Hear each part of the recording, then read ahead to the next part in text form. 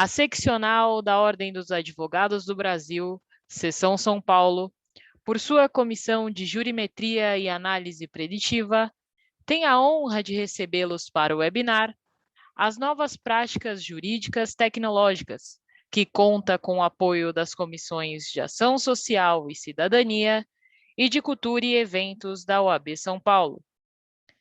Este evento compactua com os Objetivos de Desenvolvimento Sustentável da ONU.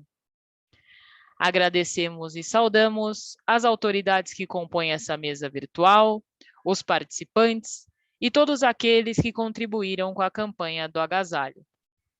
Para conduzir a abertura oficial desse evento, anunciamos o Dr. Márcio de Almeida Rodrigues, vice-presidente da Comissão de Jurimetria e Análise Preditiva. Dr. Márcio, a palavra é sua. Boa noite a todos e a todas. Em nome da Comissão de Jurimetria e Análise Preditiva, quero agradecer ao nosso presidente, o Dr. Caio Augusto Silva dos Santos, e respectivamente aos presidentes das Comissões de Cultura e Eventos e Ação Social e Cidadania, Dr. Rogério Luiz Adolfo Cury e Dr. Marcos Fernando Lopes. Meu agradecimento ao nosso vice-presidente, Dr. Ricardo Luiz de Toledo Santos Filho, e à nossa presidente da comissão, doutora Thaís Jurema Silva, que tornaram possível a existência dessa comissão tão multidisciplinar. E hoje teremos como nosso palestrante o Dr. Marcílio Guedes Drummond, que tratará sobre práticas jurídicas tecnológicas, e é um advogado muito conhecido e dedicado à parte de startups, e por isso esse evento tão importante para o futuro da advocacia, para essas questões que nós tratamos e abordamos rotineiramente dentro da nossa comissão.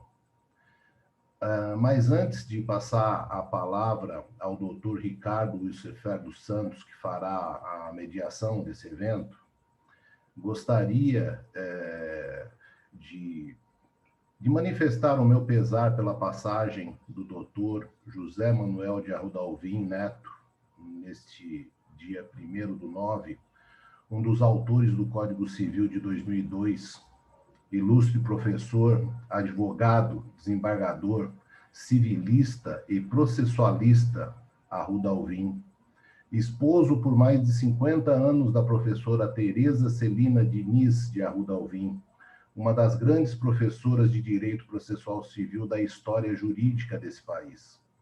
Pai de Tereza Arruda Alvim e do meu amigo querido Eduardo Arruda Alvim, que é membro desta comissão. A tradição imposta pelo legado Arruda Alvim está além das páginas escritas, e sim pela contribuição para que o direito fosse aprimorado dia após dia, pois ele entendia que o Brasil será uma potência e o direito reflete diretamente a grandeza de um país. Peço a todos apenas um minuto de silêncio em homenagem póstuma ao professor doutor José Manuel de Arruda Alvim Neto.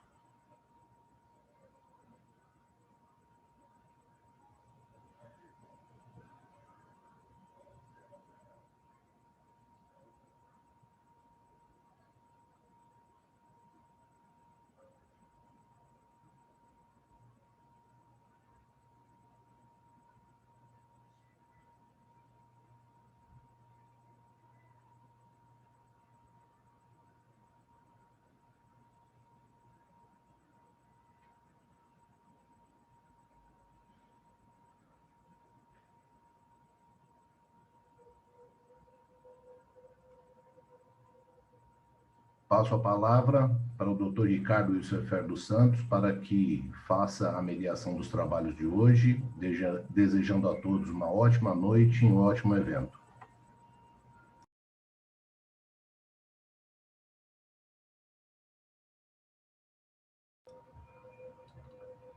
Está mutado o seu microfone, Ricardo. Boa noite a todos. Obrigado, professor Márcio. É um prazer estar aqui. Professor Marcílio, como vai? Tudo bom? Bom, a princípio eu quero agradecer a presença de todos, principalmente a presidência dessa comissão, que tanto me orgulho em fazer parte, presidida pela doutora Thaís Jurema e pelo professor Márcio Fago, aos colegas desta comissão, a presidência da Ordem dos Advogados do Brasil, Seção São Paulo, por mais essa oportunidade, né, que estamos aqui, e aos colaboradores que colaboraram para fazer este evento acontecer. O tema que trataremos hoje é sobre as novas práticas jurídicas tecnológicas. Não vamos aprofundar muito este tema, pois é extenso, mas muito relevante ao momento em que os profissionais da área jurídica vêm passando em suas práticas no dia a dia. Para falarmos um pouco sobre este assunto, nosso convidado, o professor Marcílio Guedes, que atua na área de transformação digital, treinamento para advogados iniciantes, empreendedorismo, tecnologia, novas profissões jurídicas e habilidades profissionais do direito. Além disso, é fundador e CEO da EdTech, advogado de startups, a Academy. Bem-vindo, professor, é um prazer mais uma vez e gostaria de deixar a palavra ao senhor para sua apresentação e considerações. Boa noite, professor. Boa noite, Ricardo. Boa noite a todos os colegas. É um prazer estar com vocês aqui, né? Apesar de eu normalmente divulgar só minha parte como professor, também tenho a atuação toda de advogado, de empresas de tecnologias, de proteção de dados, etc. Mas aqui eu acho mais importante focar na parte de consultor de transformação digital, que eu acho que é isso que todos nós precisamos sobre essa questão, tá? Além disso também, pessoal, eu separei uma espécie de uma resenha. Por que resenha? Eu quero falar com vocês vários pontos importantes que vocês precisam focar, precisam desenvolver para entender o que são essas novas práticas jurídico-tecnológicas, para entender de onde elas vieram, por que nós temos que mudar, né? Já que a mudança é tão incômoda, a zona de conforto é tão natural para nós seres humanos, e para onde vocês devem se guiar, como vocês devem repensar a prática jurídica para estarem adequados à transformação digital. Não tem tanta aquela expressão, empresa adequada LGPD, escritório adequado LGPD? Pois bem, é a mesma coisa.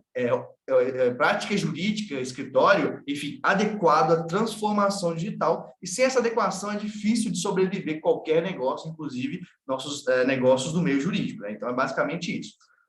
Bom, doutor Ricardo, vou começar aqui uma apresentação breve que eu separei, tá? Até mesmo partindo dos princípios do Visual Law, porque eu acho que tem várias regras que mostram, não regras, pesquisas que mostram que visualmente vocês aprendem muito mais, organizam muito mais na mente de vocês, e ao final eu vou passar para vocês a apresentação, para quem quiser estudar, aprender, conversar com as pessoas do escritório, fiquem à vontade, tá? Então, preste atenção por aqui, depois vocês vão ter essa apresentação, pode anotar quem quiser, mas eu acho legal prestar atenção, porque é muita informação, eu já falo para vocês que eu converso rápido, com muito conteúdo. Então, vamos lá, porque a gente não perde tempo. Combinado? À vontade, professor. Muito obrigado e vamos lá.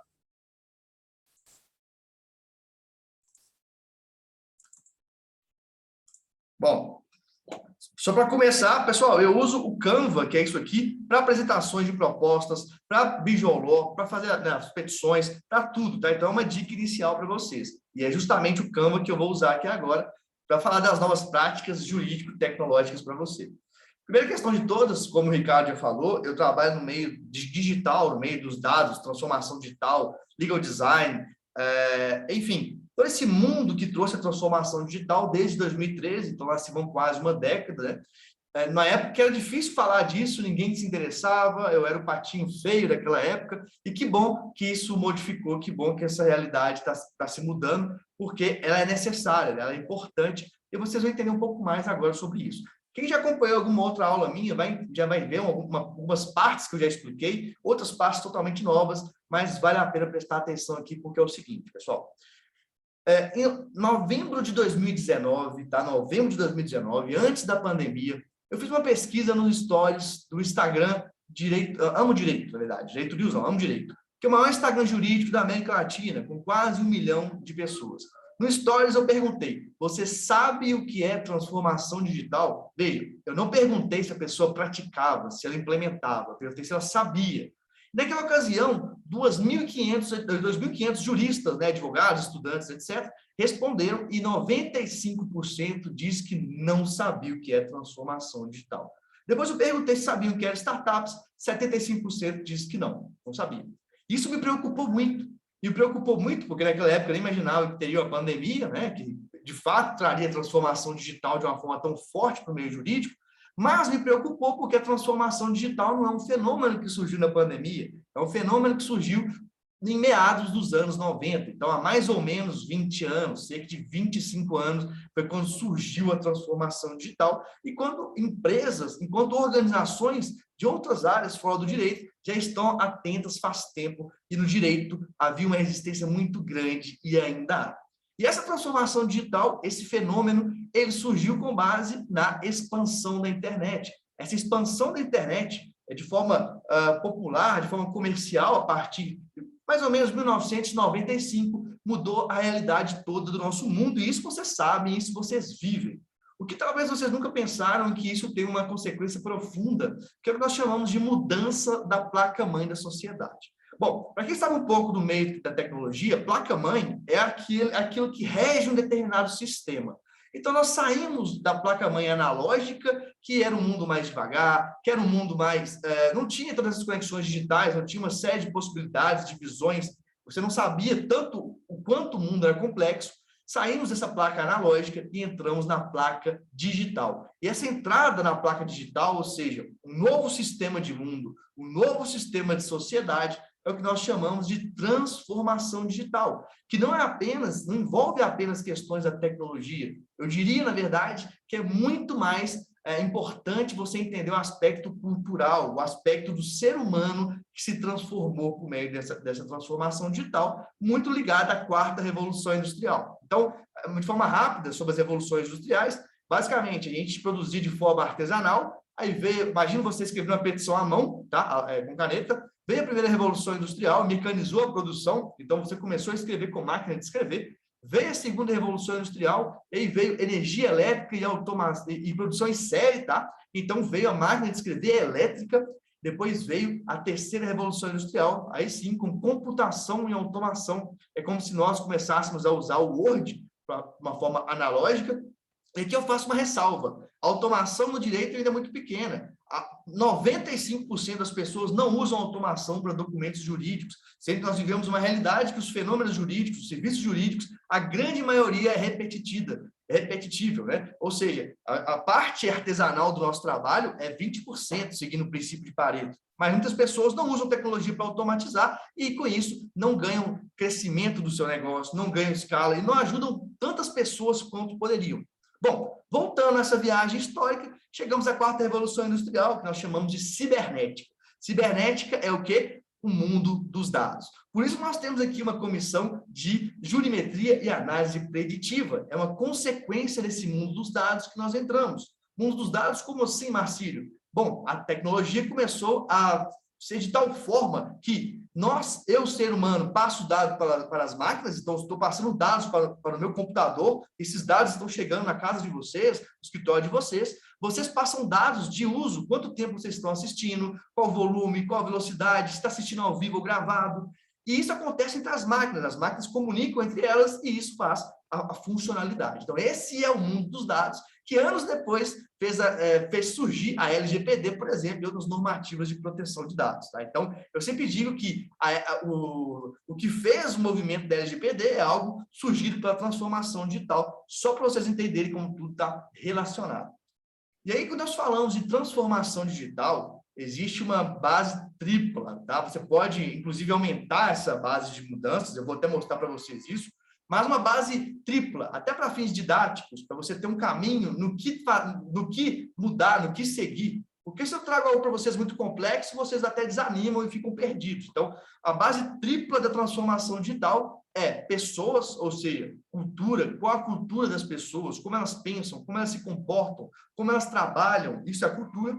Modelos de negócios, então, como eu exerço o modelo de negócio do direito, o modelo de negócio da advocacia.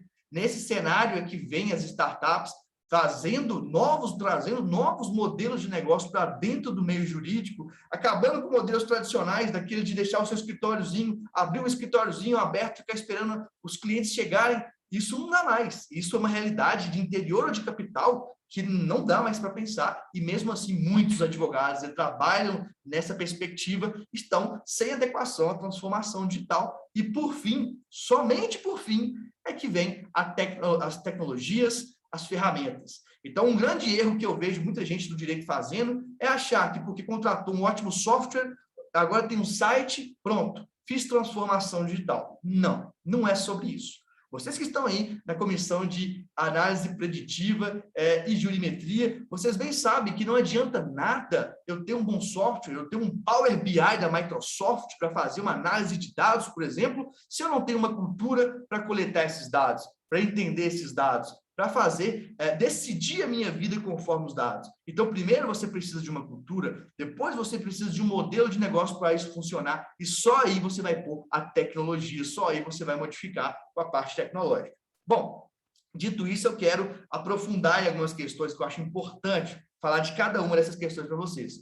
Quando eu falo do elemento cultura, do elemento pessoas, primeiro ponto, pessoal, eu entro em metodologias ágeis. E, nesse caso, as metodologias ágeis, de forma simples, seria eu entregar algo menor e mais frequentemente para o meu cliente, é muito melhor e que se contrapõe a quem é perfeccionista. O perfeccionismo é muito grande no direito, só que hoje é um grande defeito. Não temos mais tempo para sermos perfeccionistas.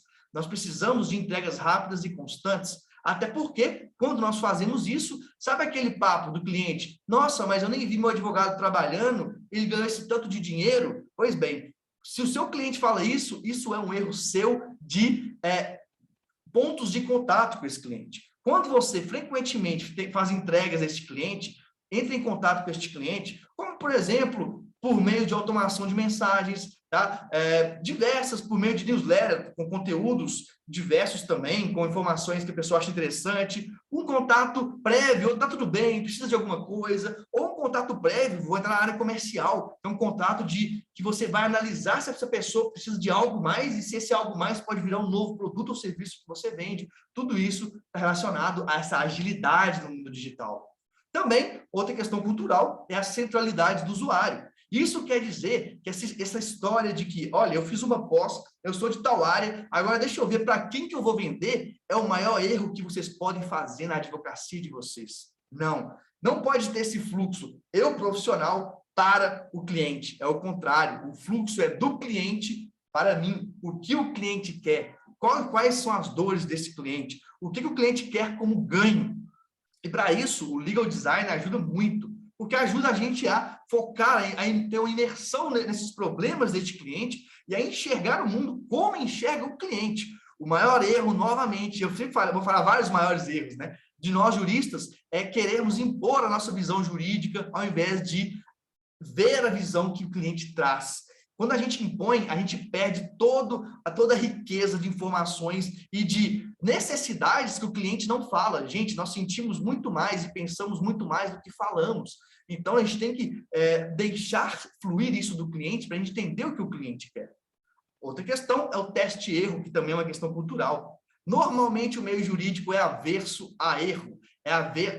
Pensa muito contra o risco, e por isso acha que o risco é ruim. Quantos escritórios eu já não vi que as pessoas maltratam outros colaboradores, advogados ou estagiários, nos chamam de burro, as pessoas não têm doenças porque pressão gigantesca em cima, isso é um erro. Tem que ter, é um erro, mas não é um erro bom, né? Porque não é um erro que vai ajudar você a crescer. Na nova cultura, você tem que ter teste e erro, você tem que pensar, bom, vou fazer algo que pode dar errado, mas vou fazer mesmo assim, vou olhar as consequências, vou medir, vou avançar. Isso é um princípio básico que as startups, inclusive, fazem para crescer os negócios, criar novos produtos e novos serviços.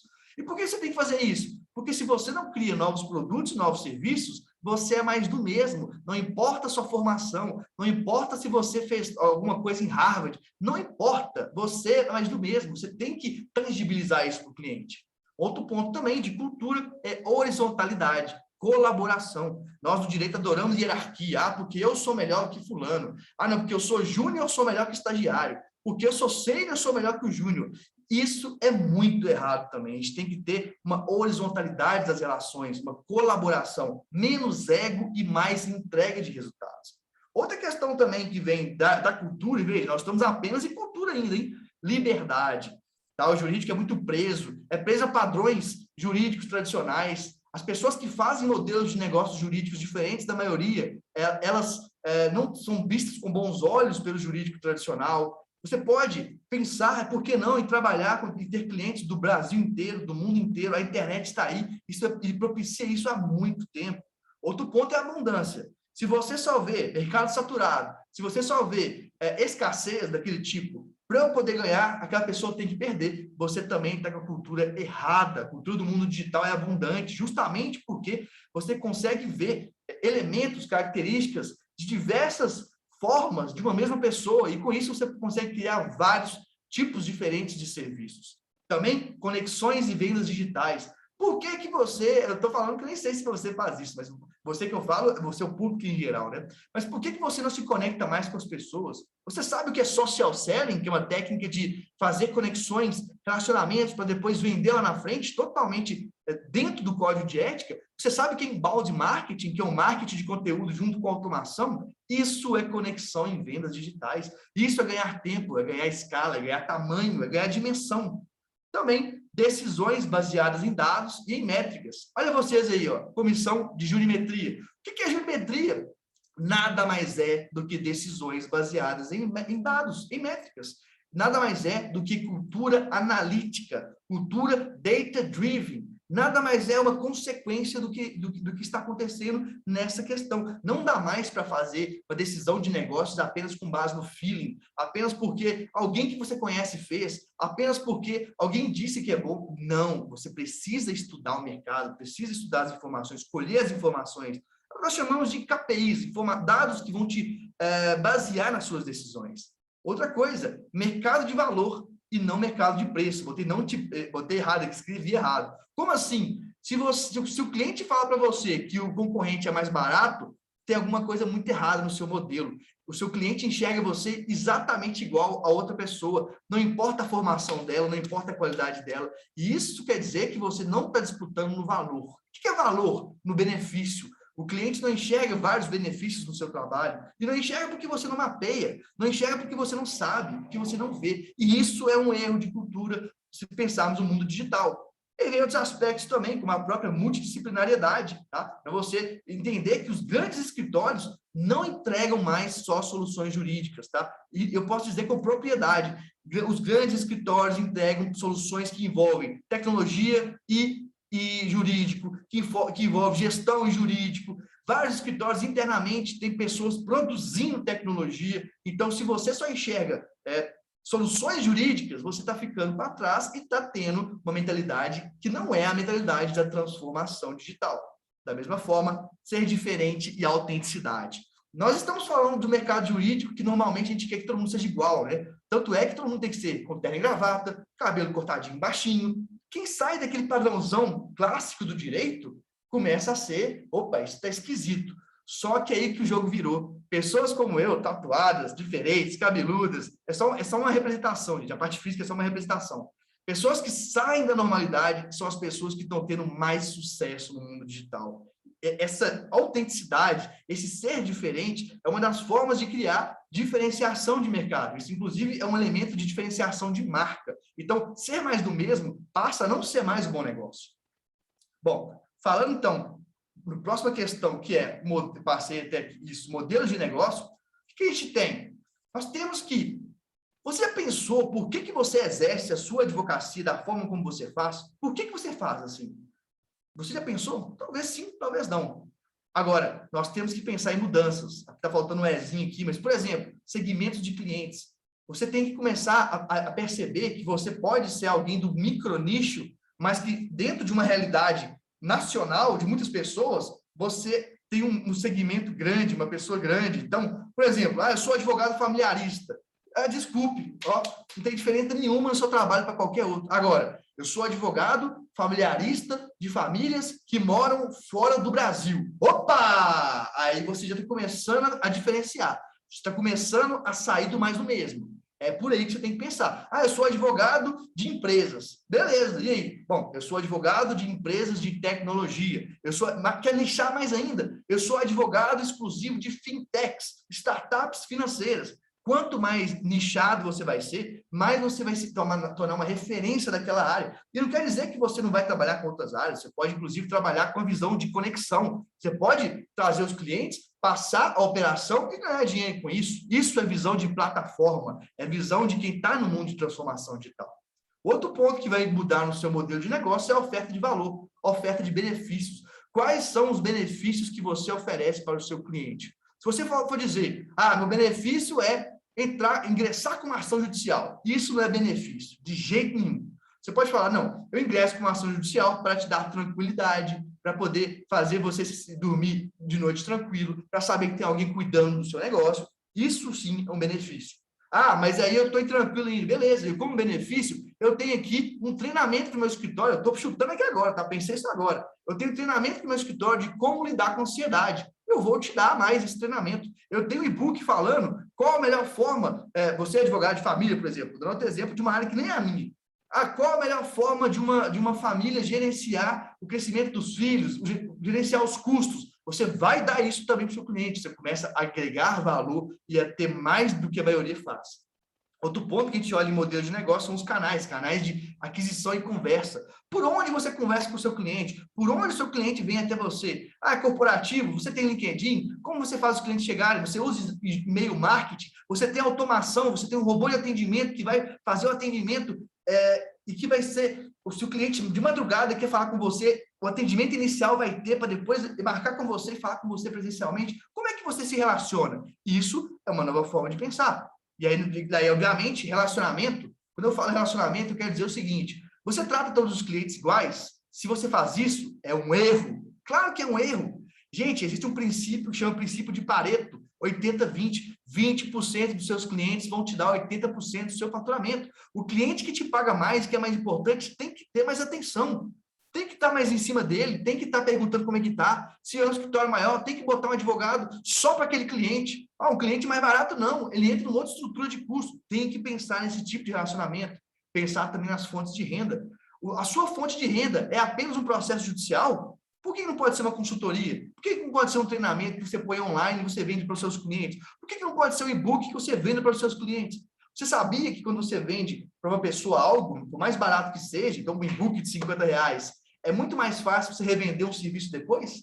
Isso se chama superar o muro da desconfiança. Nós temos mais dificuldades em primeira contratação do que nas próximas. Se você fez um bom trabalho, entregou um bom conteúdo, que nós chamamos de over-delivery, ou seja, entregar mais do que está sendo esperado, o cliente vai voltar e vai te contratar mais. Você vai ter com isso o quê? Aumento de lucratividade de um mesmo cliente. Então, será que é melhor ter muitos clientes que você ganha pouco com eles, ou um cliente que você aumenta a lucratividade dele? Tem que pensar sobre isso. E aí, recursos principais. Quais são os recursos principais de um advogado? Antigamente era uma máquina de escrever, era um escritório físico. Hoje em dia, não é necessário, absolutamente não é necessário um escritório físico para se ter um escritório grande, para se ter um escritório que fature muito. É muito mais importante, na minha visão, e é o que eu faço, tá? Presença digital, expansão digital, conectividade com as pessoas certas. E isso é um recurso diferente. E aí, obviamente, isso vai impactar uma atividade principal. A sua atividade principal, produzir conteúdos, tratar, nós chamamos de base de clientes, isso é uma atividade principal para você ou não? A atividade principal é só fazer prazo. A atividade principal é só fazer documento jurídico. Se você só faz isso, você perde toda a amplitude do digital. Novamente, parcerias principais. Gente, no mundo amplo como o digital, os advogados são grandes parceiros. Sabe quem são os grandes meus parceiros atualmente? Os próprios advogados, os próprios alunos. São quem mais me trazem clientes.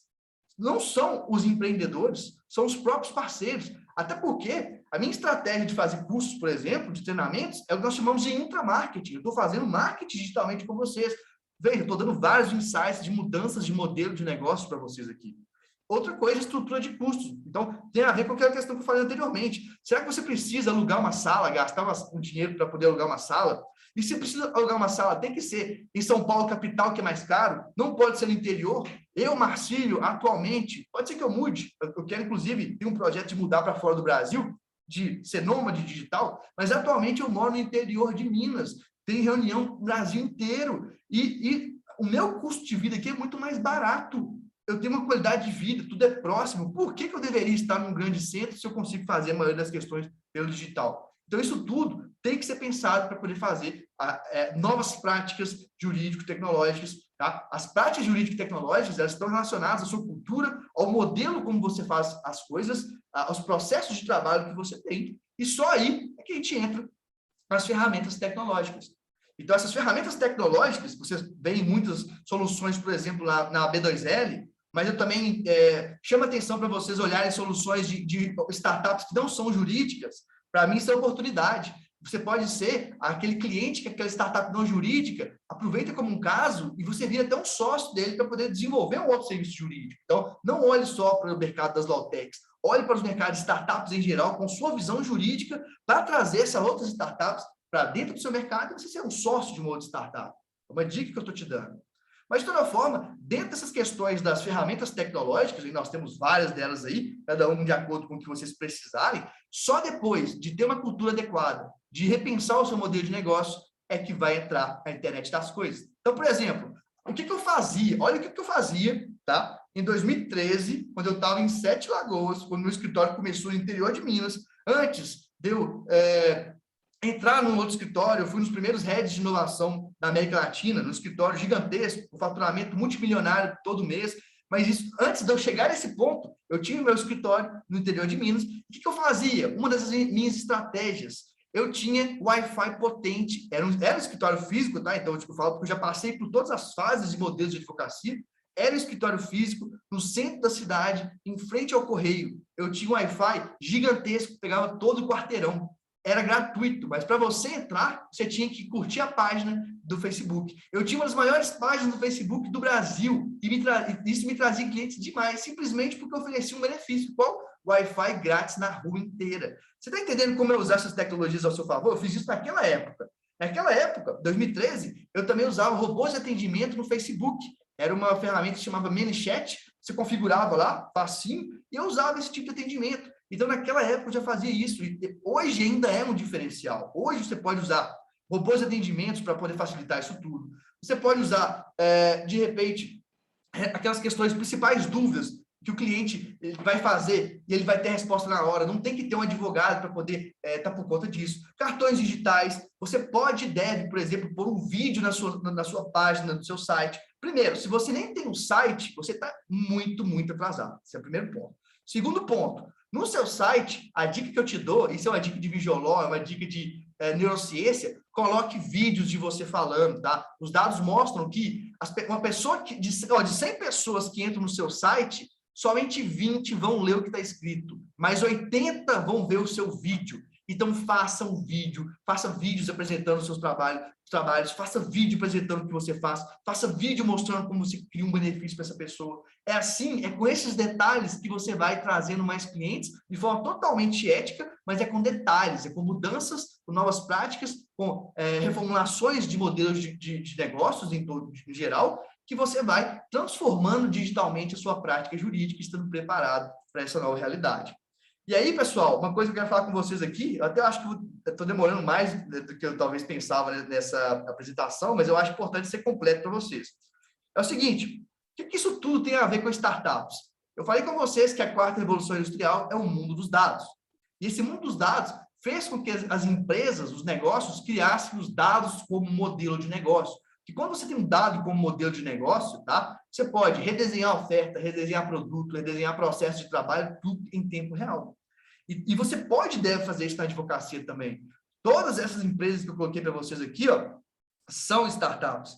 Menos, tá? A Magalu, que é uma empresa tradicional e que fez o quê? Transformação digital, se transformando como startup. Para quem não sabe o que é uma startup, e aí eu falo além do marco legal, porque o marco legal não pode limitar vocês na visão de startups, todos os modelos de negócios digitais que surgiram com a transformação digital são startups, inclusive o seu escritório de advocacia. Então, para tangibilizar para você, startups estão em tudo que faz sucesso no digital. Infoprodutores, produtores de conteúdos digitais são startups, youtubers são startups, gamers são startups. Então, podcaster como Podpah, Flow, blogueiros. Quem critica blogueiro, gente, está fazendo o pior erro do mundo. Blogueiro tem um modelo de negócio por trás fantástico, super lucrativo. E vários advogados, inclusive eu, usamos esse modelo para aumentar a lucratividade. Isso não é algo raso, como muitas pessoas fazem, não. É extremamente lucrativo.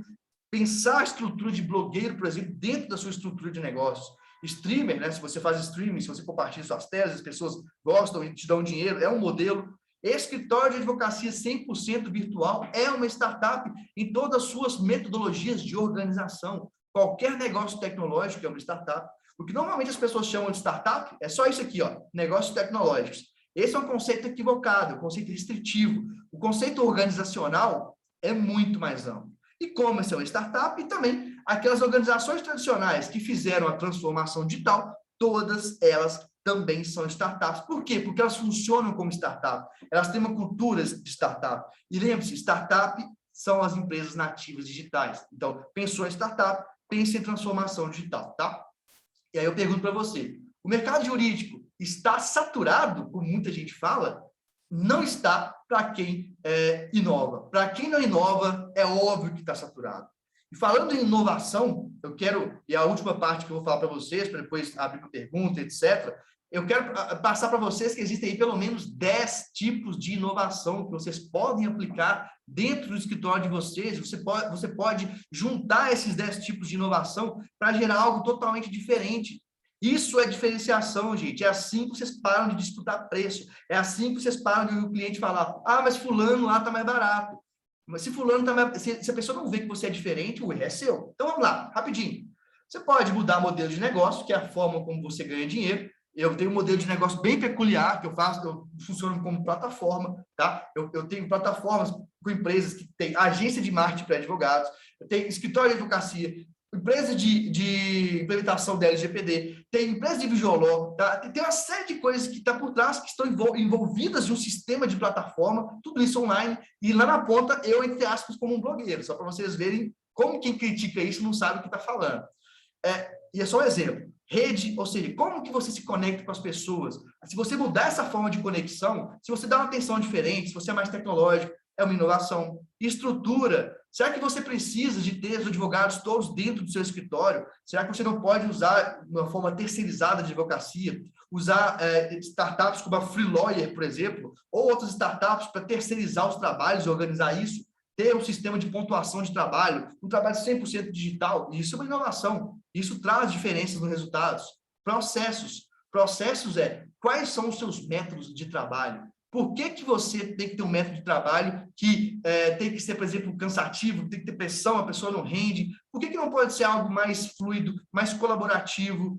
Enfim, por que não usar mais tecnologia para automação de petições, tecnologia para automação de atendimentos, pelo menos a parte inicial? E o provimento novo da OAB deixa claro que isso pode, é óbvio que deveria deixar claro.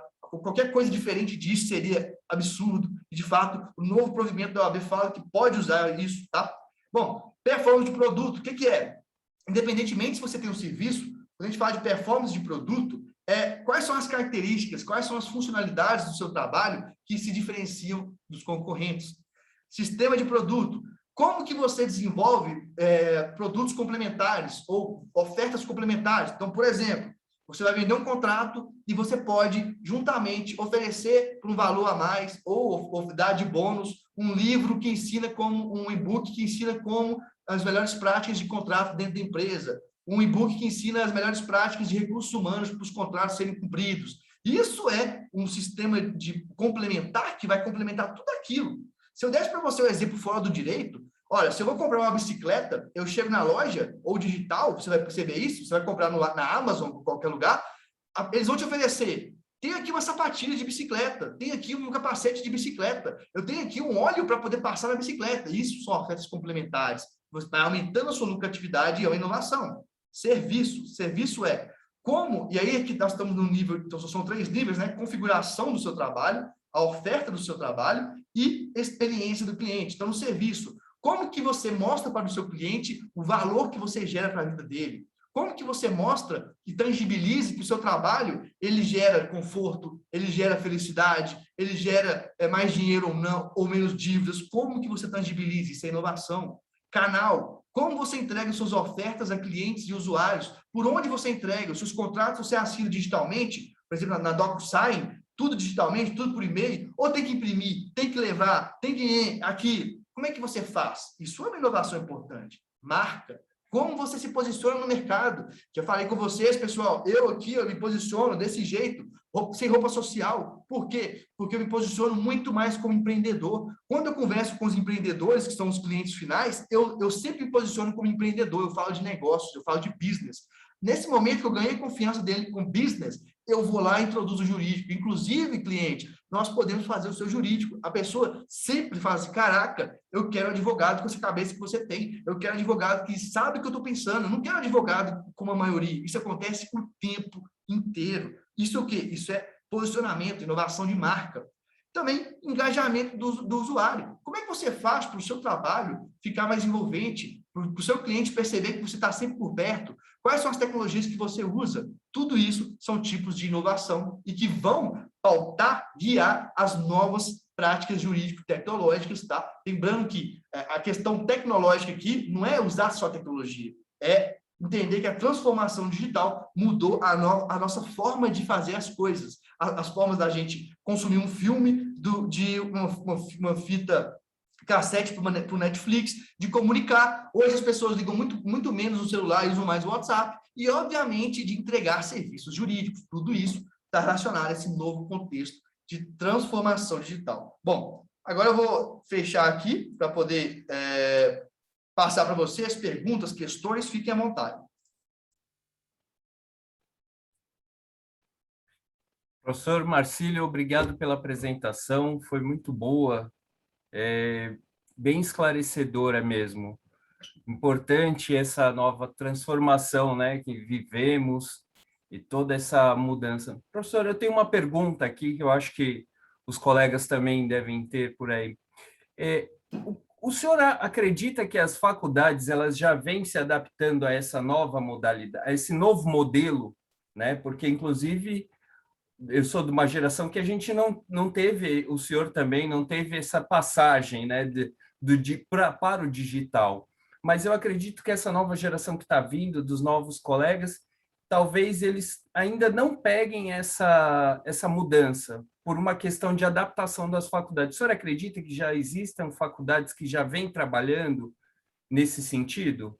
Bom, primeiro ponto, eu me formei em 2013, né, na UFMG, e lá eu nunca tinha ouvido falar de startups. Eu nunca tive nenhuma relação com startups dentro da UFMG, extremamente tradicionalista. Eu fui descobrir no mundo, né?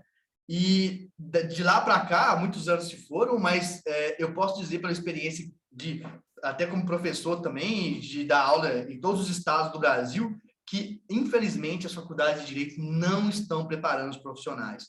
Temos algumas iniciativas, alguma coloca programação para advogado, outra coloca visual law, mas o essencial, que é a cultura, ela não está sendo modificada. E isso acontece muito porque 90%, 95% dos profissionais do direito ainda estão com aquela mentalidade analógica, pré-digital. Então, me desculpem outros colegas professores, mas a culpa dos professores é muito grande ainda, porque eles não passam porque não tem essa nova visão, essa nova realidade para os alunos. E aí os alunos saem, descobrem que o mundo é totalmente diferente daquilo, né? E estão despreparados. Essa é a verdade. Então, infelizmente, a maioria das faculdades ainda não estão preparando os alunos da forma como deveriam. É verdade. Bom, eu posso dizer que a minha transformação começou através da comissão. Em 2019, eu fiz um curso com a doutora Thaís Jurema, e lá eu, posso dizer, explodiu minha mente para esse lado. Aí conheci a comissão e vim de lá até aqui, até hoje.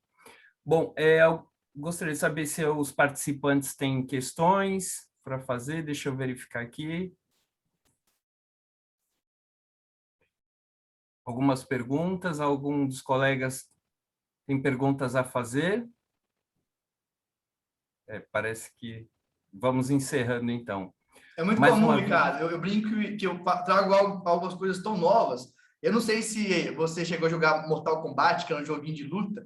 É que joguinho, a pessoa ficava atordoada assim, ó, meio rodando. É isso que acontece. A pessoa fica assim, meu Deus, deixa eu me situar aqui, porque foi muita coisa nova. Isso é muito comum, tá? É verdade. Não, eu joguei, sim, joguei muita coisa, joguei... Bom, eu sou da época do fliperama, né? Então eu ia na lanchonete e ó, só no joguinho do fliperama. Professor, o senhor pode passar o link para nós da sua apresentação? Sim, bom, deixa eu só pegar aqui no Canva. Outra questão, pessoal, vocês podem entrar em contato comigo também eu até esqueci de apresentar na Isso. apresentação, minhas redes sociais. Deixa eu apresentar aqui, fica mais fácil vocês verem, tá? Eu vou mandar para vocês o link, peraí.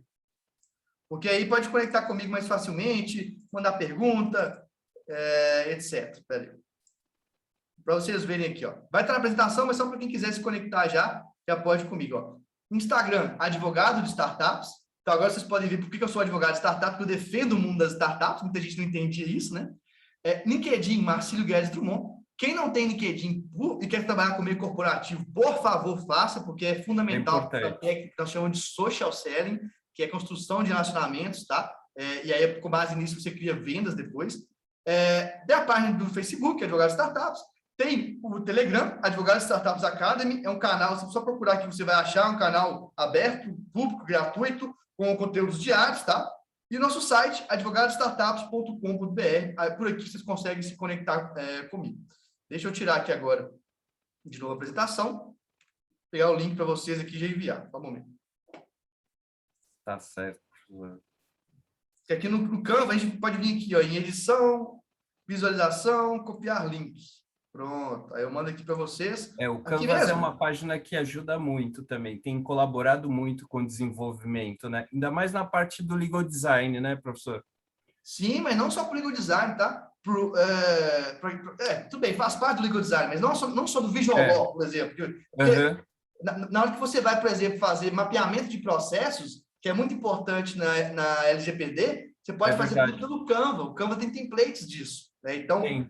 É interessante que o legal design, gente, é a pessoa capaz de fazer produtos, serviços, empresas serem criadas, aquele princípio, privacy by design, by default, né?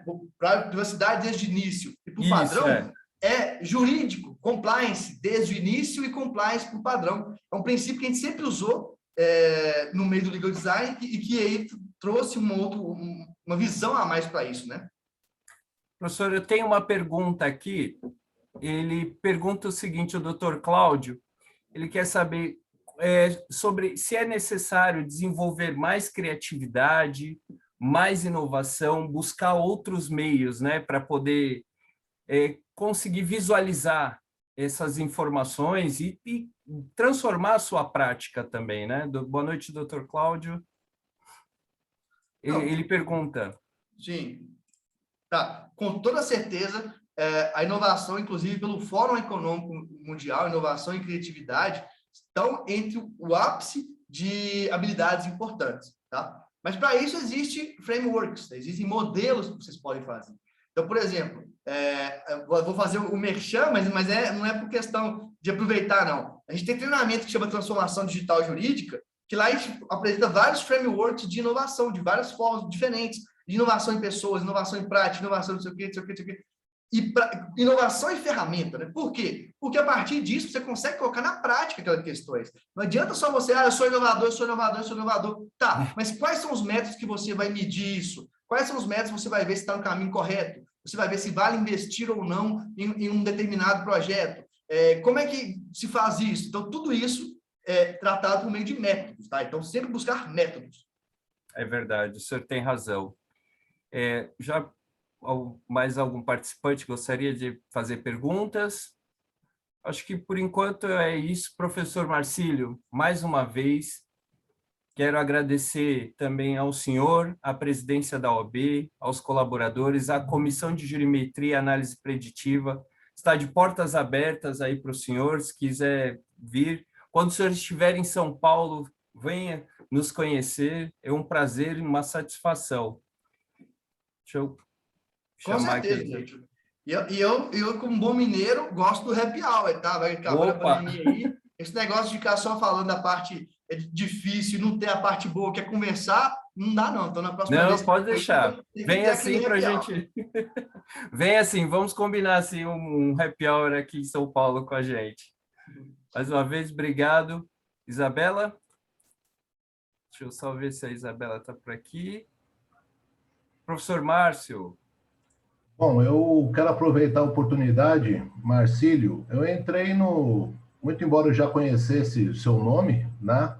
Eu entrei agora no seu LinkedIn e entrei no aplicativo ali do Telegram também, tá? Para fazer parte aí. Gostei muito da sua exposição. Eu diria assim, a gente tem que partir para esse modelo, para esse caminho inovador, mas a gente sabe que a grande dificuldade de tudo isso está no modelo educacional e nas faculdades e nisso tudo que a gente vive no dia a dia. E você foi brilhante ao falar assim, essa disruptura, ela é importante, mas se nós não tivermos isso dentro das instituições acadêmicas, a gente vai sofrer com as consequências, e é um privilégio ter um advogado com uma mente focada para esse universo, mas eu diria que alguns cuidados, eles são necessários, né, doutor Marcílio, que a gente tem que pautar, porque a gente tem um código aí de ética, a gente tem alguns impedimentos, e a gente não pode oportunizar algumas pessoas em detrimento de outras pessoas, né? A gente tem que tentar, pelo menos de uma forma, criar um ambiente uniforme onde que todos possam ter oportunidades, e eu acredito que a OAB seja um grande canal a ser explorado nessa situação. A nossa comissão também fica aqui desse seu vice-presidente dessa comissão o convite para que você faça parte da nossa comissão. Aí você pode dar a confirmação aí para o Ricardo. Nós temos reuniões, a nossa comissão não conta só com advogados, nós temos tecnólogos, pessoas de TI, economistas, enfim, contadores, enfim, psicólogos. Então, é muito bacana o contexto e o nível de aprendizado que nos propomos a estudar, porque, na verdade, o conhecimento do Marcílio se soma aos conhecimentos do Ricardo, e tudo isso é uma cultura que é muito bacana ter pessoas que nem você, ver o seu trabalho. Eu acho que a gente tem que dignificar isso e conseguir tentar promover essa relação e como eu disse inicialmente, de uma maneira acadêmica, como você o fez aí, tá? Tá de parabéns. É um prazer, já estou cortando, ó, convite aceito, já aguardo, vou passar meu AB de São Paulo, já aguardo o convite, já estou entrando. Não, já vamos mandar a portaria para você. Opa! E as pessoas, e esse convite é aberto, porque a nossa comissão é aberta para todas as pessoas que estão assistindo aí a sua palestra, né? A gente tem colaboradores de todos os lugares, inclusive Verdade. do Brasil. Né? Só para você ter uma referência, a nossa comissão consta não apenas com o meu amigo ilustre Arruda, ao qual eu prestei a homenagem no início, mas se você entrar na comissão de análise de jurimetria e análise preditiva, o professor Ives Gandra faz parte dessa comissão. Então, eu estou querendo só mostrar que a gente tem, além de nobres, doutores, juristas com conhecimento notório, nós temos alunos de direito que fazem parte da nossa comissão. E isso é bacana porque o doutor Marcílio soma com o Ives, soma com a Arruda, soma com o Márcio, soma com o Ricardo, e essa troca que você não se indispôs a fazer, muito pelo contrário, você fala assim, a gente não vai absorver não conhecimento, que a gente tem que promover conhecimento. Foi muito bacana, foi muito esclarecedora, né? Eu milito nessa área, você pode não acreditar, há 25 anos, né? Eu posso dizer que eu montei a primeira startup jurídica do Brasil, envolvendo economia, tecnologia, uma série de fatores, mas esse teu aprendizado com as redes, com a parte de marketing, foi muito bacana mesmo. Foi uma realidade que eu acho que tem que todos os advogados terem a condição, né, e a oportunidade de se envolverem nesses temas aí que são muito importantes. Muito obrigado pelas palavras, é um prazer contribuir, gente. Para mim, o mais importante é participar, é contribuir, é inspirar, é isso aí. Mais uma vez, o convite está feito. Obrigado por aceitar. Dr. Márcio, mais uma vez, obrigado por essa oportunidade. Obrigado a todos. Obrigado a todos. Eu pediria para que vocês respondessem o quiz aí de qualidade que foi colocado, por favor, né? Para depois a gente melhorar o nosso serviço, a nossa prestação aí com os advogados e os ouvintes. E gostaria de encerrar desejando a todos uma ótima noite, que Deus abençoe a todos e procuremos ter um pouquinho de resiliência, acreditarmos no nosso país, independentemente de opções políticas. Nós somos bem maiores do que as desavenças que estão acontecendo e não nos podemos nos colocar em conflitos um com o outro, um com os outros, em detrimento às opiniões políticas que nós tenhamos. E sim que essas opiniões políticas convirjam para um benefício para a nossa nação, tá? Então, a gente vive tempos difíceis, tempos de pandemia, tempos de política, tempos de oportunidades também, que o Marcílio colocou aí, quantas oportunidades para nós advogados, e nós temos que ter, sim, resiliência e acreditarmos que somos maiores do que os conflitos e que os conflitos são importantes para polir a nossa nação. Sem conflitos, a nossa pedra preciosa, que é o Brasil, ela não vai se tornar uma joia, mas que eles não sejam motivos de ruptura, e sim de convergência, sempre primando pelo bom senso, pelos direitos humanos, pelos direitos sociais, pela democracia, pela paz. É isso que a gente tem que pregar, principalmente como advogados, né? Que nós não, a gente é formado, Marcílio, a entrar com ação. Eu estou firmando um novo contexto da advocacia, que nós temos que nos especializar em solucionar conflitos, que eles nem não cheguem sequer no judiciário. Né? Então, a gente tem que ir por uma outra linha para que a gente seja bem visto pela sociedade. Fica aqui meu beijo a todos, o meu muito obrigado. Eu deixo você encerrar aí, Marcílio, o nosso evento, com o maior prazer. Já que você vai fazer parte da comissão, você pode encerrar o evento de hoje. É interessante isso que você falou, um aspecto de consciência digital. As dicotomias ou as bolhas que a gente dá, que faz a gente ter ódio de pessoas que têm posicionamentos diferentes dos nossos, isso também é uma espécie de manipulação dos algoritmos. A gente tem que ter essa consciência, né? Isso é um fenômeno das redes sociais, um fenômeno digital. Então, estourar essa bolha é o que nós chamamos daquele a espiral dialógica. E isso tem a ver com empatia. O outro tem um posicionamento porque vê uma série de coisas. Não quer dizer que ele está certo ou não, mas entenda o outro. E isso tudo tem a ver, por incrível que pareça, com uma análise preditiva, com que pode acontecer, com uma jurimetria, no sentido de análise, não jurimetria, mas de análise de dados como um todo, né? E também nesse mundo digital. Então, é questão de consciência. Pense o seguinte, pessoal, se você está muito ódio do outro, alguma coisa, alguma bolha você está dentro. Você precisa estourar. Nós não podemos viver em ódio. Isso aí tem alguma coisa errada. Temos que aprender, né, Marcílio? Muito obrigado mesmo. E eu vou aproveitar, então, o gancho que você deu até para falar, porque nós, advogados, por exemplo, quando a gente se utiliza da análise preditiva, que seria a identificação aí dessas recorrências e a forma de proceder, vai ter sempre um caso que vai se distinguir, e você pode se oportunizar naquele caso que está se distinguindo, e você pode criar como advogado, inclusive, uma exceção de precedente ou overruling. Então, essas situações contrapostas, elas têm serventia também no dia a dia para o aprendizado, tá certo? Então, que esse aprendizado seja a favor do bem comum sempre, e a nossa função como advogado. A função do bem comum consiste em eu auxiliar o meu cliente a ele não ficar deprimido, a ele não ter problemas pessoais. Eu tenho que auxiliar o meu cliente, seja ele de ordem corporativa ou de ordem física.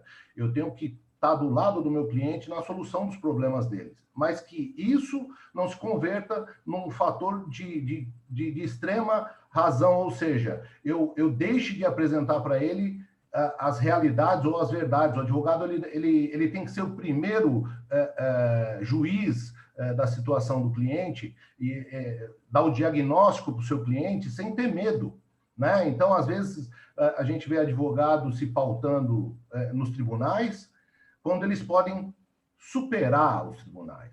Então, a gente tem que separar o direito das coisas do direito das pessoas, é uma pregação da nossa comissão.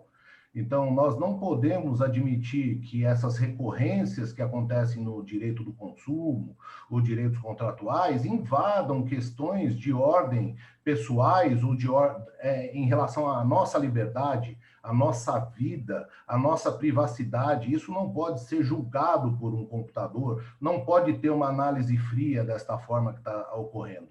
Então, esse é um dos propósitos da nossa comissão, doutor. Então, a gente tem a separação dessas coisas. E sempre bom reafirmar que pessoas como você, aqui no nosso grupo, sempre vai agregar conhecimento a todos os demais. E muito, muito obrigado pela sua participação, sua disponibilidade, né? As pessoas têm que saber que isso aqui é uma palestra gratuita, produzida pela comissão, mas que vai ficar disponível a todos. E tenho certeza que você pode ajudar e vai ajudar muitas pessoas, como você vem fazendo. Muito obrigado mesmo. Obrigado também, foi um prazer participar com vocês. Obrigado a todos, até logo e uma boa noite.